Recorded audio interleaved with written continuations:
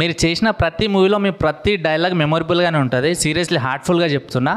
మా హీరో రవితేజ గారు మాట్లాడితే యాజ్ ఇట్ ఈజ్ మీరు మాట్లాడినట్టు ఉంటుంది. సో ఈ డైలాగ్స్ అన్నీ మీరు ఏ టైంలో రాస్తారో, ఎలా రాస్తారో, దేన్ని ఊహించుకొని రాస్తారు సార్ డైలాగ్? ఏం లేదు, రవీణ ఇన్ఫ్లుయెన్స్ నా మీద ఉంది.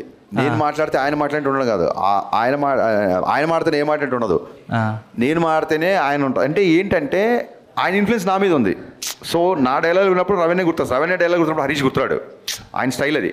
ఆయనతో ఒక 10 సంవత్సరాలు కంటిన్యూగా ట్రావెల్ చేయడం మూలంగా ఆయన ఇన్ఫ్లుయెన్స్ ఎక్కువ ఉంది నా మీద. అండ్ బిగినింగ్ నుంచి కూడా నాకు ఈవీ గారి ఫ్యాన్. నేను గోదావరి జిల్లా యాస అంటే ప్రాణం. నేను తెలంగాణ కుర్రోడినైనా నాకు గోదావరి జిల్లా యాస అంటే బాగా ఇష్టం. అది సినిమాలో ఎప్పుడు నాకు అందులో ఉన్న ఎటకారం చాలా ఇష్టం కాబట్టి love to be like that. అంతే. రవణం డ్యాన్స్ మీకు తెలిసిందే కదా సార్? యా. ఇప్పుడు హీరోయిన్ డ్యాన్స్ మ్యాచ్ చేసిందని అనిపించిందా మీకు? లేదు, నో వే. నేను ఓపెన్గా చెప్తున్నా, రవణ ఎనర్జీని అమ్మాయి మ్యాచ్ చేయలేదు. 100% రవణ ఈ సినిమాలో ఇంతకుముందు ఏ సినిమాలో చేయనంత డ్యాన్స్ చేశాడు. అసలు లాస్ట్ సాంగ్ నల్లంచి తెల్లరే సాంగ్ ఓపెనింగ్ రిథమ్కి రవణ డ్యాన్స్ చేస్తుంటే థియేటర్ షేక్ అయిపోయింది. So thanks to Ravana for more hard work in this film actually. Yeah, 50% కూడా అనిపించలేదు. యా, ఇంకా కొలత ఇదే. మరి ఇదే ఇప్పుడు ప్రాబ్లం ఎక్కడ వస్తుందంటే, నువ్వు అనుకున్నట్టుగానే అవతల అనుకోవాలి, అంతే పర్సంటేజ్లో అనుకోవాలి. ఇప్పుడు నీకు సినిమా నచ్చింది, నాకు సినిమా నచ్చింది, నాకు నచ్చిందా నీకు నచ్చిందా, నాకు 80% నచ్చింది, నీకు 50% నచ్చింది. ఎగ్జాక్ట్గా మనకు నచ్చినట్టు అవతలోడు బతకాలనుకోవడమే ఇవాళ ఇన్ని పెంటలకు కారణం అనమాట బేసిక్గా.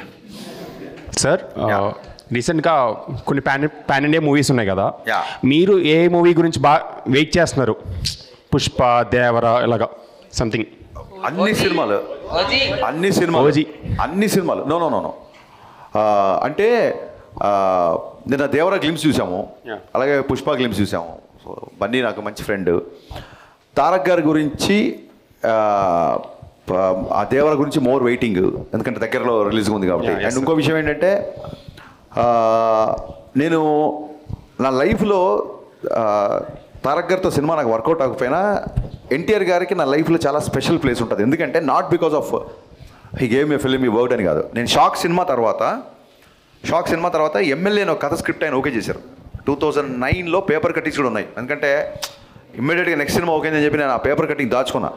ఓకే, నా దగ్గర ఎమ్మెల్యే మంచి లక్షణాలను అబ్బాయి అని ఒక కథ ఆయన ఓకే చేశాడు. అప్పుడు షాక్ ఫ్లాప్ని చూడలేదు, ఏమీ చూడలేదు, కేవలం నా కథను చూసి ఆయన అంత పెద్ద స్టార్ నా సినిమా ఓకే చేశారు. సో ఆయన మీద నా గౌరవం కానీ, ఆయన మీద నా అభిమానం కానీ, ఐఎమ్ మోర్ ఇండెప్టెడ్. మిగతా హీరోల కంటే కూడా ఆయనతో పనిచేసే సినిమా వర్కౌట్ ఒక గిల్ట్ ఒకటి, ప్లస్ నాకు అసలు నా ఒక షాక్ దర్శకుడుగా నా కథ ఓకే చేసిన ఫస్ట్ స్టార్ హీరో. సో ఎప్పుడూ ఎన్టీఆర్ గారికి నా గుండెలో స్పెషల్ ప్లేస్ ఉంటుంది. దేవరా మొత్తం రికార్డ్స్ని తిరిగి రాయాలని మనస్ఫూర్తిగా కోరుకుంటున్నాను. Thank you sir.